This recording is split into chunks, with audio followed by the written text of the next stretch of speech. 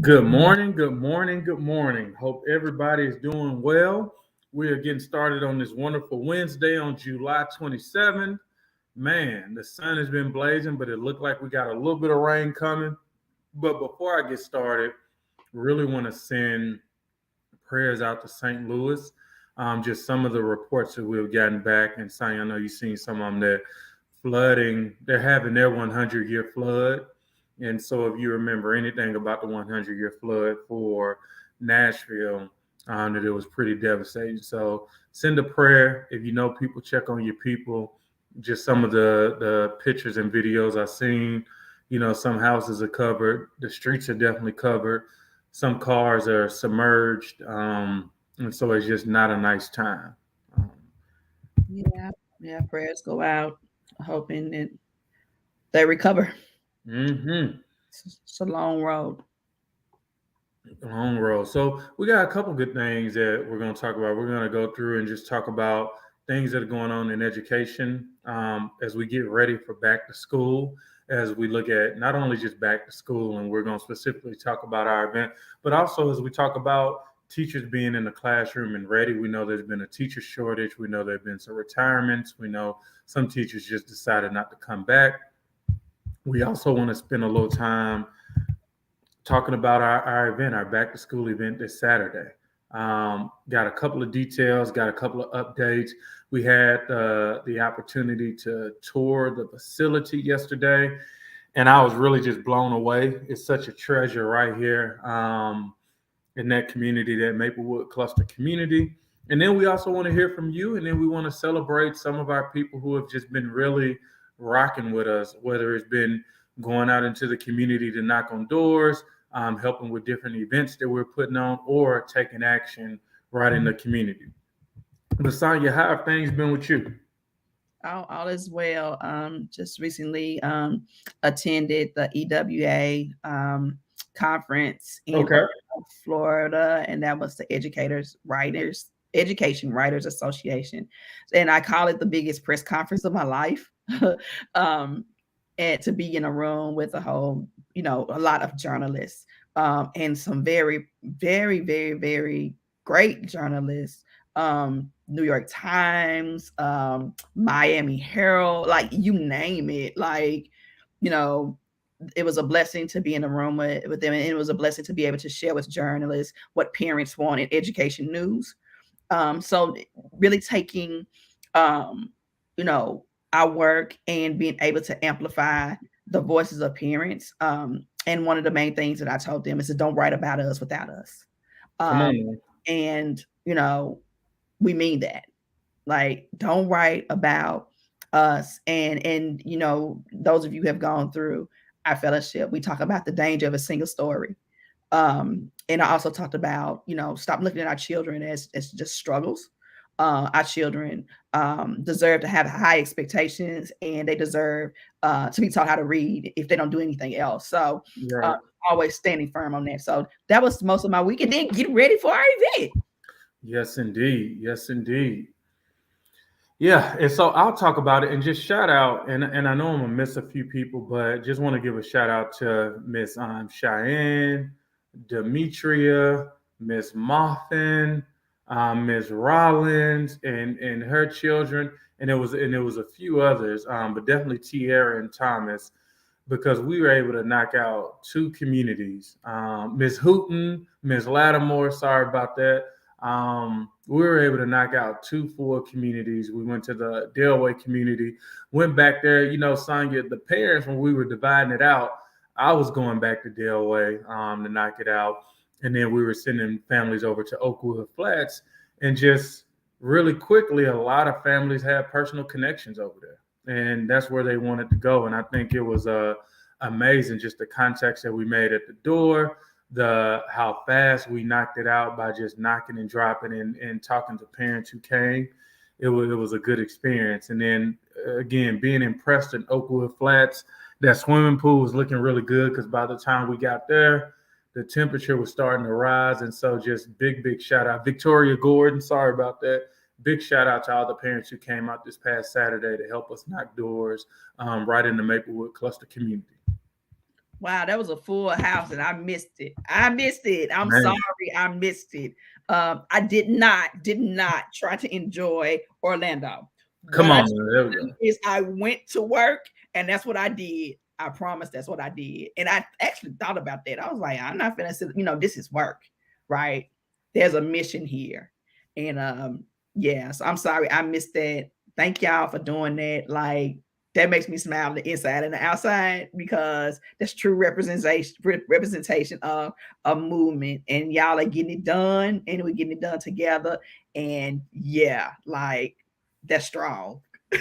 It was strong, and I mean, even we met other parents. In Oakwood, I remember running into one parent because we had already canvassed. She was like, "Hey, like I'm at Aiken. I'm not at Time Joy. I drive over there every single day." But to hear her personal story of why she makes that trip, of course, in Delaware, I ran into some families who are at Rocket Ship, or some families. One family was all the way at for Lachlan. It was either Lachlan or Warner, but it was also good to touch bases with families and just hear why they make the decisions they make, and just have a brief conversation around who we are and what we do, and inviting them out to our back to school bash. But Sonia, talk about this back to school bash. Like, what are some of the things we're gonna have, and why do families need to show up? I'll tell you. I know we got cotton candy. I know we got popcorn. I know we got snow cones.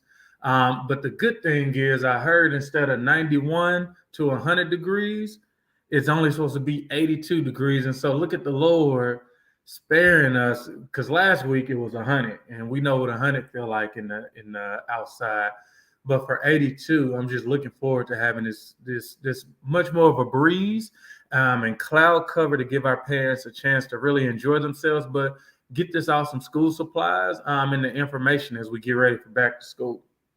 Wow. So Nashville Propel, in partnership with Casa de Dios USA, is having our second annual back to school, but not back to business. I want to stop right there what that means.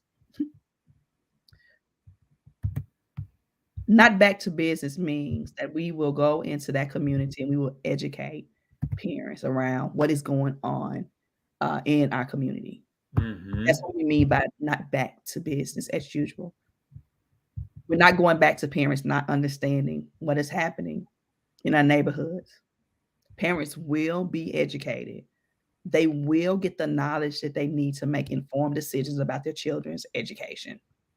And we're going to make sure that that happens. And so, as we organize parents and we develop them into powerful parent leaders, Saturday is just another part of igniting the movement, Mm-hmm. igniting the movement so that we can demand equitable education policies and practices together. That's exactly what we're going to do on Saturday from 12 to 3. And we're inviting everyone to come out. And yeah, there'll be some fun. Like we even got the 360 camera Come for the on now. for the big kids and the adults. Yeah, I be seeing y'all adults on there. Oh, look, bro, turning all around. Yeah. Y'all about to fall off of that 360 camera. Um, Man. and we're gonna have some food, so plenty of food. So please bring your family, bring your children. We'll have the bouncy house. We'll have plenty of hand sanitizers. Wear a mask if you choose. I am gonna suggest if kids are in close proximity to each other that they have on a mask, and we'll have some masks out there. Yeah. But plenty of facilities for people to wash their hands. And we'll have plenty of water, plenty of ice cold water out Nice there, coat. and we'll have some tents out there. Bring your lawn chairs, like hang out. We got DJ Fry, my boy Lamont went to White Creek, was on the best basketball team Yeah. It was with David Vaughn, right? David Vaughn. Yeah, David Vaughn used to hang out in the cafeteria. Like DJ Fry gonna be there on the ones and twos, and we go line dance too. Like this is a celebration. It's a celebration of families coming together, especially our Black and brown families. We represent Black and brown families from our most struggling communities. We have children who are zoned to our lowest performing schools. And on Saturday, we're going to come together in partnership. We will also have a representative there from the mayor's office. Mm-hmm. We'll have we're expecting representatives from the Department of Education. The Freedom Schools will be there. Wow. Yeah, Um, man. representative there. Purpose Prep will be there. Do we have Rocket Ship yet, John? Not that I know And who else are we gonna have there? We're gonna have Dr. Chanel Moore Lawson there, who's gonna be talking about and providing resources around mental health and social emotional learning. You guys got to come out and you got to hear this. And then we'll be graduating our cohort 15, our 15th cohort of parents who have gone through our parent advocacy fellowship. And so it's going to be a day of excitement, a day of fun, a day of fellowship, but also a day of movement building, which is important. That's what we're going to do. And we need y'all to come out 12 to 3.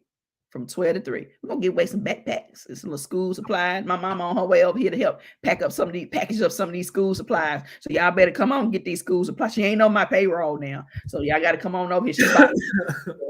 Don't y'all be wasting her time. So we're looking forward to having a good time. We're pretty excited. There's been a lot of hard work pumped into it. And as you think about the hard work, I mean, with all this signing that we're doing for back to school, but not back to business as usual, we got to think about teachers. And last week we read an article just looking at the trend, just where we are as we get ready for back to school in early August. But also one of the articles that I'm going to bring up as we talk about just where our school system is, just as teacher trends, the teacher programs. And so in order to be a teacher, you have to be certified, you have to graduate unless you have a special certification that only lasts for 2 years.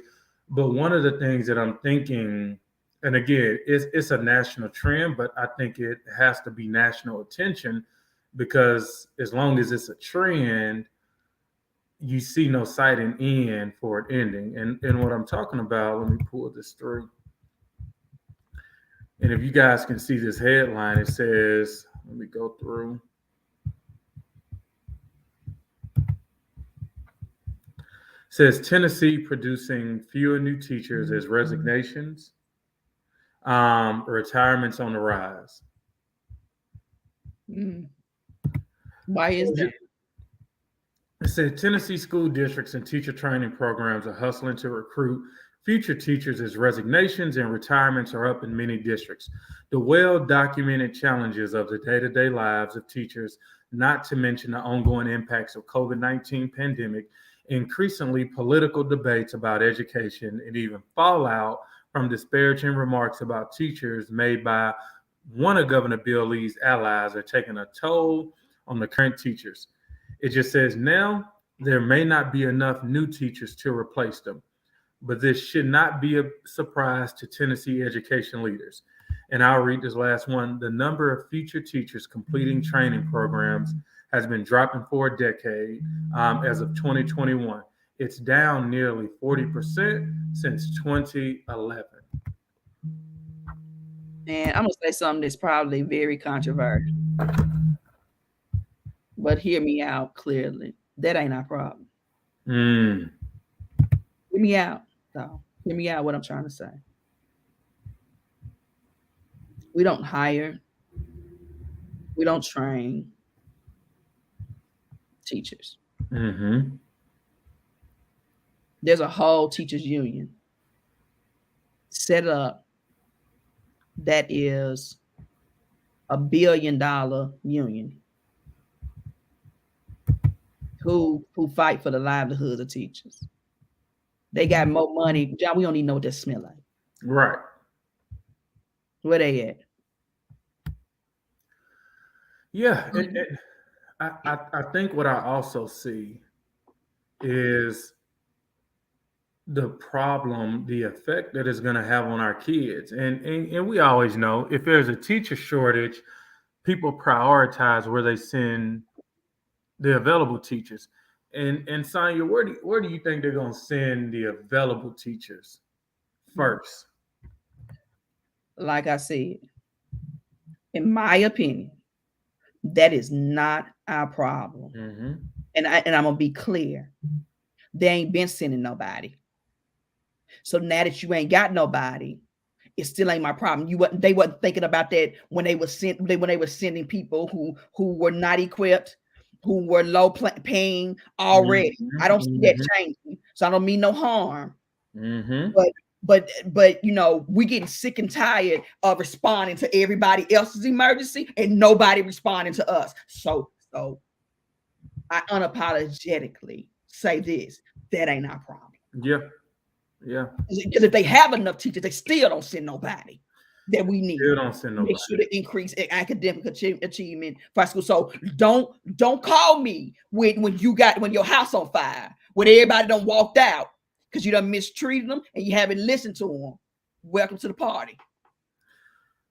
And as you, I'm sorry. Nah, but I'm gonna tell you one thing that I realized. I try to look at the news, definitely in Nashville, in Memphis, try to look at it in other cities, but that article wasn't just written for Nashville. It's things that are written around the country, and people kind of pick up on it. And so you visiting this, what was it called? Education Writers Association? They talked about it. Wow. It's a national problem. I mean, it reminds me of the nurse shortage. And John, we can't see you. I don't know if you know, we can't see you, but yes. It reminds me a lot of the nursing shortage. Like I went through this, 15, 20 years ago when, we were like 1 to 7 patients. I got out of nursing because I felt like I couldn't take care of my patients, like completely from bedside nursing, and went into research. Because I would leave in the morning time because I worked at night a lot, and it could hear tube feeding bottles. Like I could hear the alarms in my brain and ventilators and all, because I just felt like, just not being able to care for them the way that I wanted to. So I actually can relate to how teachers feel, right? But I'm saying to those who make the decisions, those who write the checks, those who say that they represent teachers, where the hell are you? That ain't our fight. I know what we need. We need good educators in front of our children. Right. You know that. But like I said, where's the teachers union? Where are those people? Why, they're busy trying to save things about public education that are not viable and need to be changed. And I think it's in the manifestation of that is too that the teachers are walking out and not and new teachers are not coming. So there's a lot to unpack there, and there's a lot to say. But I think that's the problem of the teachers unions. I think it's the problem of the people that are hiring teachers, and then the people who need to be listening to them, like to make sure, because I can't write them no check, and I can't make their environment better culturally when they've got principals in the school not treating them right, not listening to them. Like the people who are responsible for that, they need to step up. They need to step up. And that's one of the things that we always say. The biggest thing they'll try to do, and I see you, Ms. Miles. Ms. Miles says, so teachers feel the same way. If our classes are too full, we cannot possibly teach each student. Yeah. And you've been saying it for years. Wait a minute. But you've been saying that for years, and ain't nobody, and I've said that. I said that in front of district officials, like they are not listening to teachers, and you're going to reap the repercussion of that. Yep. Do something about that. And one thing that we say, the teachers don't make the decisions. Like it's a leadership model, right? They have a rubric that they have to follow. Mm-hmm. They get feedback from the principal or from an administrator. Yeah. And I think, like the AP, the assistant principal, dean of students, or the principal or the executive director, I think that's where we got to start to look at, because right now they get the gift of parents not really thinking about the leadership that that manages the teachers. And your question is, like, if a school looks like that, we need to be walking up on the principal. We need to be walking. What's the plan? Yeah. And I, instead of making it political, a Republican or a Democrat thing or a school choice, a school model, like make it about the children. And there are a lot of educators that need to join our movement to a certain extent. Oh, Chris says teachers can stand with prepare. You're right. If we all fighting for children, we need to be fighting for together. We need to be changing the status quo, because what I heard last year, and I think it was last year, from our board chair and a few other Black board members, minus you, John, was that Nashville has the highest paid educators in the state of Tennessee. And so that was a big brag. But I'm going to tell y'all something. Any of y'all who have worked, I'm 46 years old, and I done had jobs. Money didn't keep me nowhere. It wasn't about money, right? It was about how I was going to be treated, how my family was going to be treated. All of those things playing a part. And these teachers have been saying for a long time that nobody is listening to them. They've been saying they're underpaid. They've been saying the classrooms are too full, and they say that they don't feel like that they're able to actually live out what they signed up for. And they have been saying that. And all of these politics, not doing right by children, not doing right by they showing their ass. Excuse my language. And one of the things that we teach in the fellowship class, shout out to Miss Taylor, who's on here faithfully, is accountability. And we always have to look at who is accountable. Is it the teachers, or again, is it the administrative staff? I mean, it's a central office or a support hub for a reason. And it's to come up with the ideas, to take it down the pipeline from the superintendent to the executive directors to the principals to the APs, then to the teachers. It ain't working. It's not working. Ms. Moppet said it must be a lie when before COVID we was 111 short of staff to 280. And I appreciate you for bringing that up, Sonia and Ms. Moffat, because a lot of times we forget, because they inundate us with information like, oh no, like we've been dealing with this. This ain't no COVID new. Like, this is something that we've been dealing with that has continued to be ignored. And now it's like the drug epidemic, right? It's like the pills. When it was just in one community, whether it was Black, brown, and the poor community, nobody talked about this pill issue of people popping pills and dying. But when it hit the white community, it became an epidemic. When it hit the white community, they had a war on drugs, although it backfired on them because they started the war on drugs by pumping drugs into the Black community. They just thought it would stay there. And so when you look at education, and that's why we say it's a leadership thing. This is not a one size fits all approach. Like, you got to go right to the leadership and just say, what's the plan? That's what you're here for. What's the plan? But when you have a governor, see, this is where I came from. You take up for your people. See, that's how I was born and raised out north with Kenny Winnie and them down the street, Miss Johnson. You know what I'm saying? Miss Campbell across the street sold cookies and candy. You see what I'm saying? Like, we took up for each other and we looked out for each other. But when you have a governor that does not look out for the teachers, okay, that also quenches their morale, right? They don't feel like nobody's saying enough for them.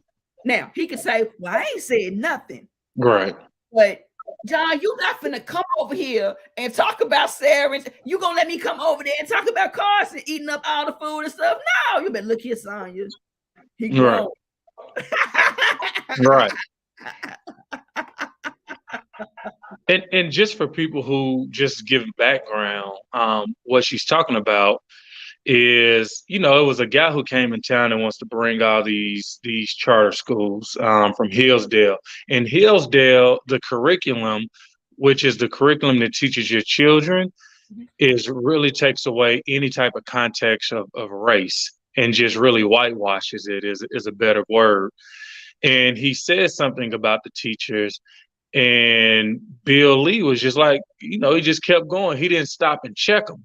He didn't say, hey, like, you're a little bit out of line, or I disagree respectfully. Like, you got your opinion, but as the governor of Tennessee, I don't accept that comment.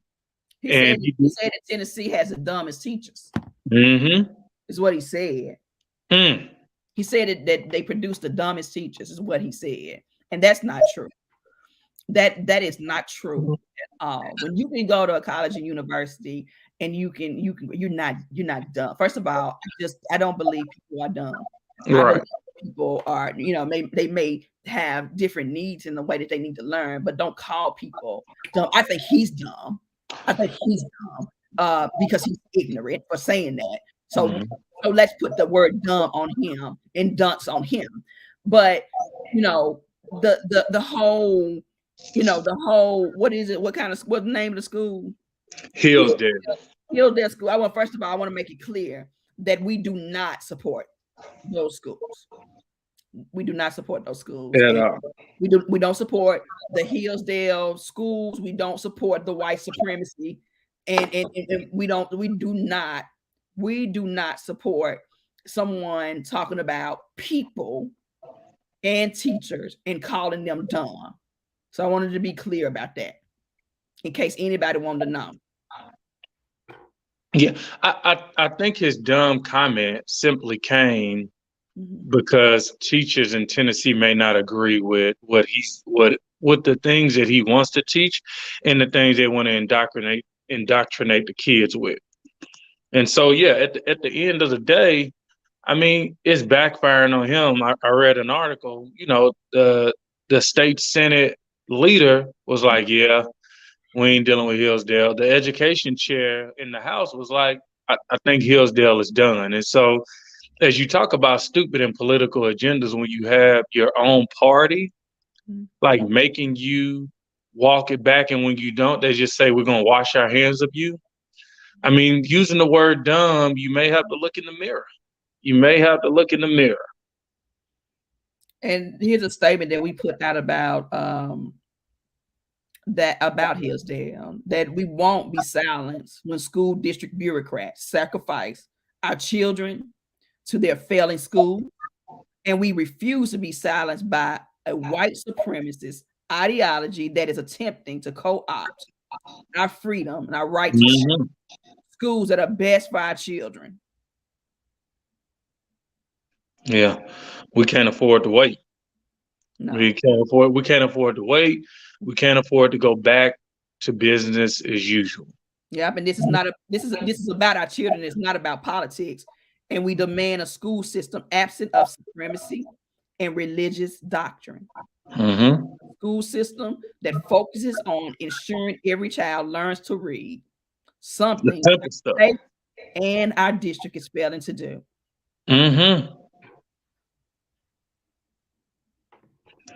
Whew. And sometimes you just got to be that targeted. Like, let's hit the nail right on the head. Right, and you got to get racism when it comes to the door. So that's why we those words, and we mean those words. You've got to hit racism before it gets through the door, and that's what that is.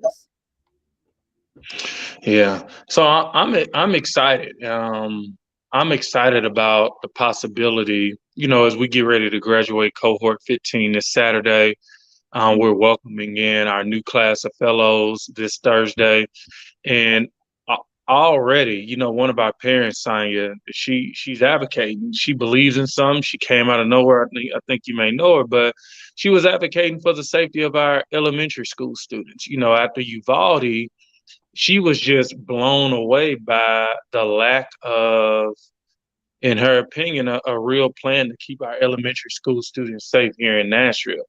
Last night I saw her on the news, and I've just watched her go from complaining to coming to speak at the board to writing a letter to now doing an interview.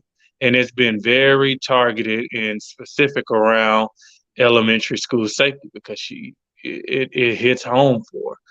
And that's what we want of all of our families. That's why we do this work right here, because we want to make sure that parents know that we have the right and the opportunity to speak in front of decision makers and hold them accountable to making the right decisions that benefit our kids and our community. Mm-hmm. Yeah, parents. I mean, that's one of the things our parents talk about is safety, being safe. Mhm. Now, safety does not mean that you put armed officers in schools and you arm teachers. I'm gonna tell y'all something that you may not have known. The state of Texas has a law where teachers can be armed. So that Missouri does too. and that does not say that did not stop that shooting. So you got to be informed about the decisions and what you're demanding when it comes to school safety and everything else, because there may be things that are already in place that are not working. Yeah. And I think dealing with the school to prison pipeline, doing the BET disrupt and dismantle. I guess that was that 2020, 2021?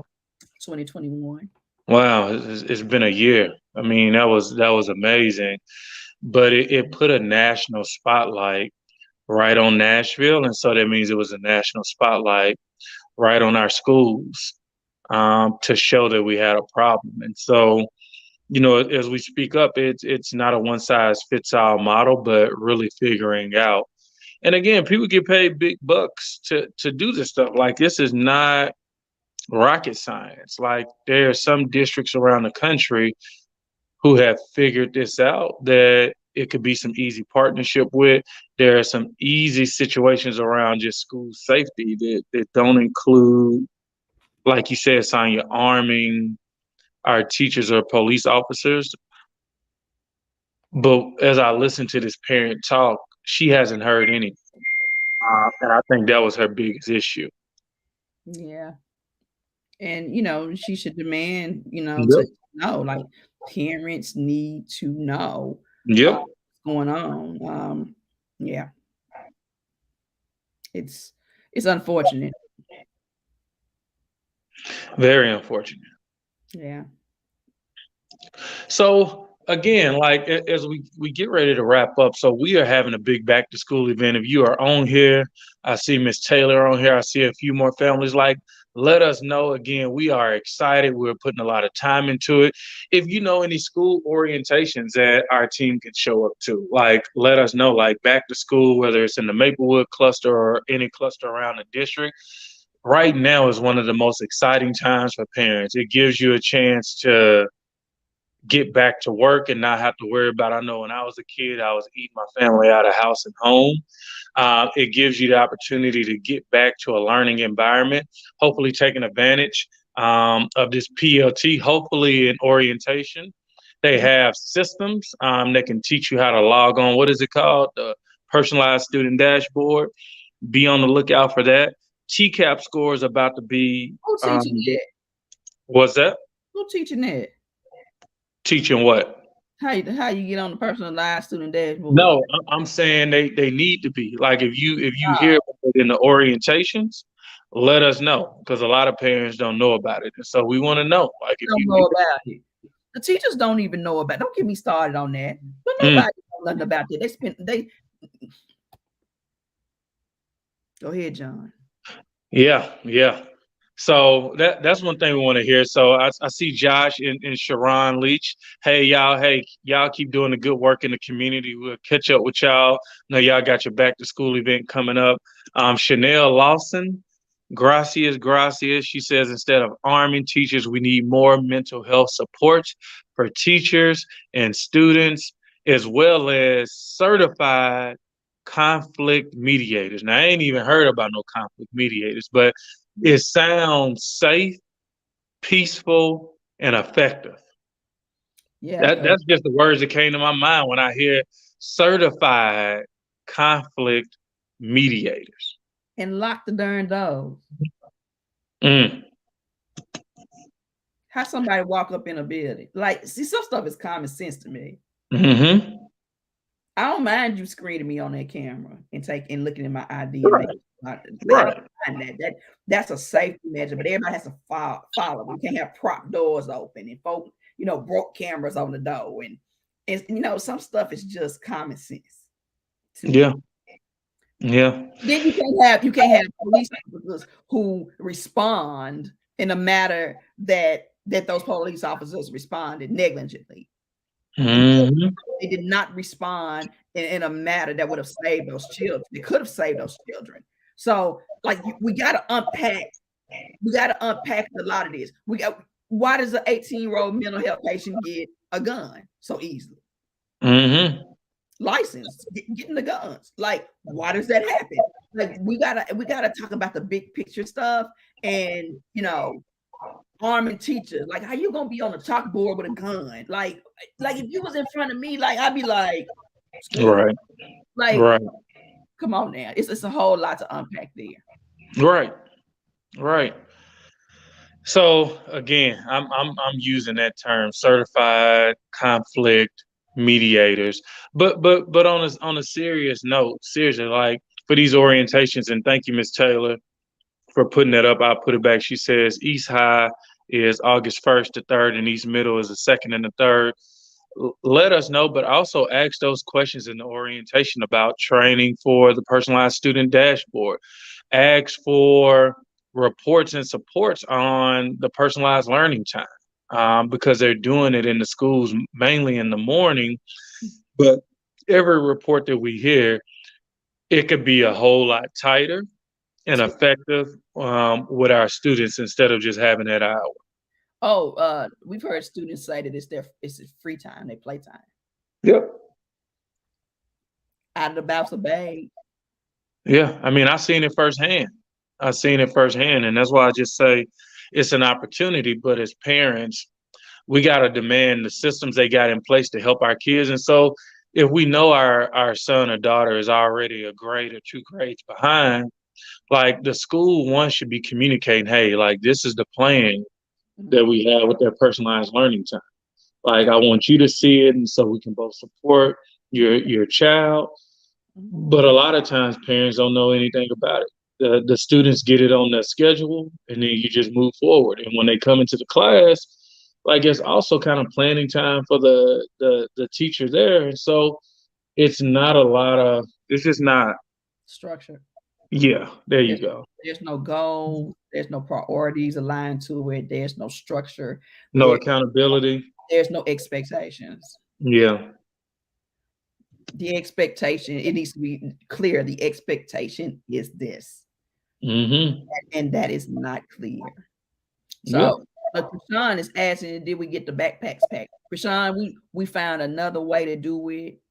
I hope that you volunteering on Saturday. We got a whole system. We was trying to save time and money and all that stuff with having the fellowship starting on tomorrow and a lot of stuff. So we restructured how we were going to do the backpack. So we are good on getting them filled. We'll do some things on site.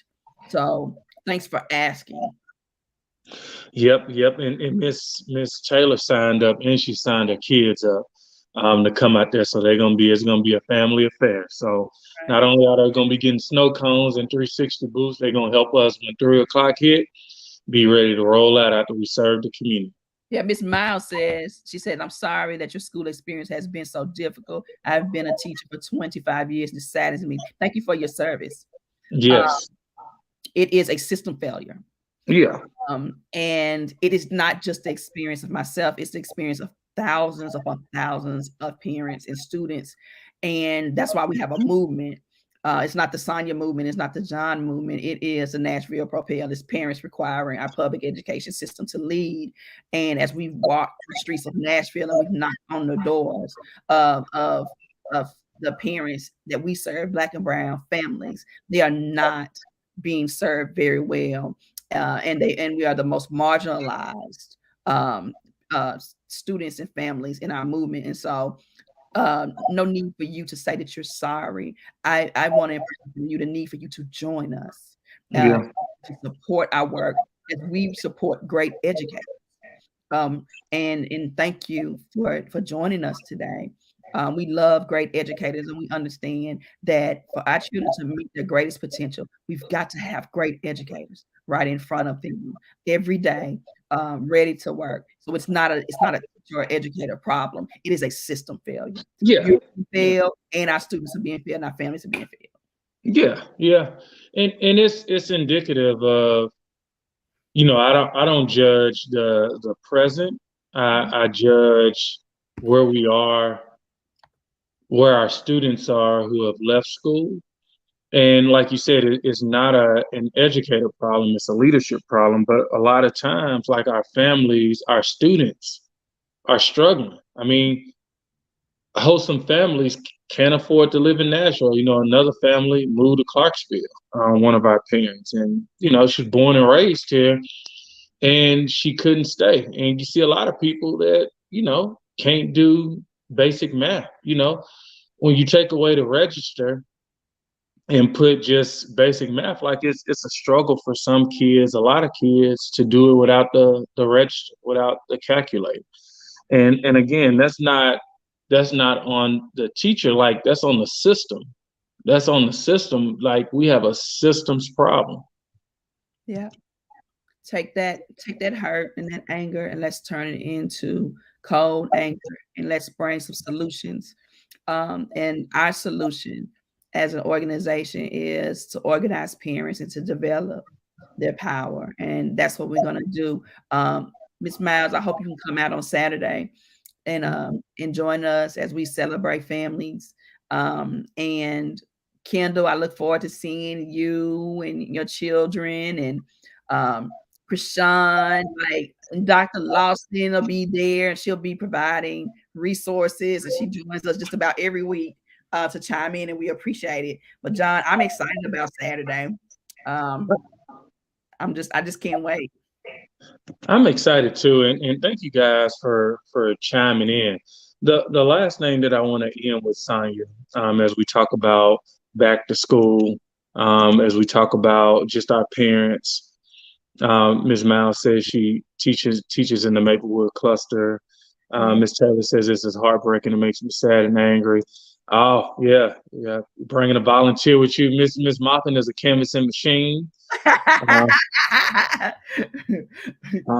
yep. She's just a machine, baby. She is powerful. Mhm. Miss And Ms.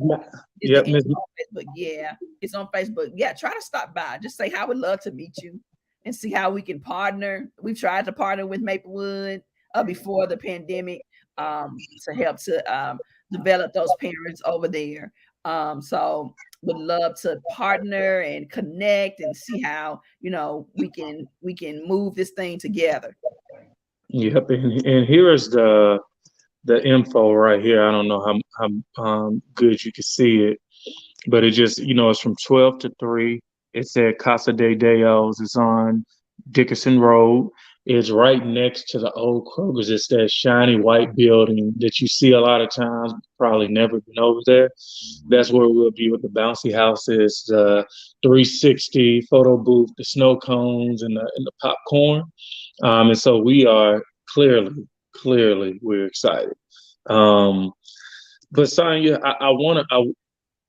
it wouldn't be right if we didn't end. And it's not even a sad note. This is the happiness from my part. And I just got a little story. We want to spend this last bit honoring our friend, our former colleague, the city's friend, Shanka Ducaray. I just tell you the funny story. Shanka at one point was organizing. She was becoming an organizing machine. And she came to us and said, "Hey, I got to go to Australia for 3 months. I can't tell you guys really because I'm under NDA. I'm just saying, hey, like I'm out." And I was like, "Shanka, if you got to leave, like you don't got to make up this big story about going somewhere." I was like, just let me know. Like I'm okay. And she was like, "Hey, it ain't that. I gotta go." And she came back, and when that movie hit, now first I saw her at Coachella with Doja Cat singing. I was like, "This sounds like Shanka." Mm-hmm. And as I looked closer, it was Shanka Ducaray, and unfortunately, she passed away last week. And we want to honor her. Just looking at all the posts, not only from us, but just friends from Fisk, friends from where she grew up with, family. You just realize she left a mark on our hearts and on our city. Yeah. I met Shanka over 20 years ago, and I'm sorry if I get weepy, but that was my friend. I remember Shanka used to be a teacher, And she was also working at Salama Urban Ministries, and I had sent my son over there for enrichment. And I remember the day that he came home with no teeth in the front of his mouth. Mm-hmm. And he was so excited about Miss Shanka. Mama, Miss Shanka this and Miss Shanka that and Miss Shanka this. And he was so excited that I said, I gotta meet this person. Who is this? He had such a light in his eyes that I'd never seen ever in my life. And Shaka and I have been friends ever since we went to church together for many years. And I remember when Malkeem Ray, is what she called him, was born. Mm-hmm. He was born less than a pound. Wow. And she called me and she wanted me to, advise her about what was going on and read his medical records and help her to understand what was going on with her baby. But, she also has been just a fierce advocate for children with special needs, Right. and for all Black children. And you guys have heard of her as the singer, but she's my friend. And she was amazing to be around and to share with. And I know Tierra and her had grown closer. And my promise to Shanka is that Malkeem Ray and baby girl Naya, that we're gonna fight for them, just like you would. And so, parents of Nashville Propel, we got some work to do, and we need to dedicate that work to Shanka, a beautiful soul. Thank you, John, for thinking about it. I'm sorry for crying, but that was my friend, and I miss her terribly. It's been really hard this week.